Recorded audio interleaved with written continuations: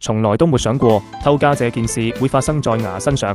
鞏固牙齒的根本，牙根居然會被吸收。要知道，一顆完整的牙齒分為牙冠、牙頸和牙根三部分。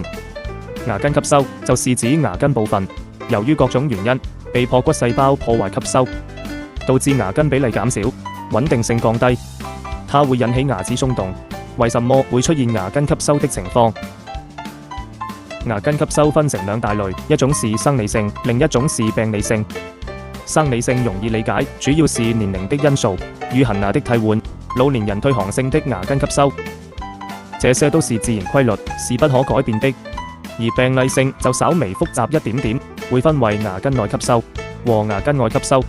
牙根內吸收指牙本質和牙骨質的吸收，主要原因有牙髓炎症、細菌感染等因素。牙根外吸收多由損傷引起，主要因素有牙外傷導致的牙折或牙脫位。內吸收的牙齒通常沒什麼症狀，只能通過拍攝口腔全景片來發現問題了。所以平時還是要多給我們口腔一些關愛，做好口腔清潔，避免細菌侵害口腔。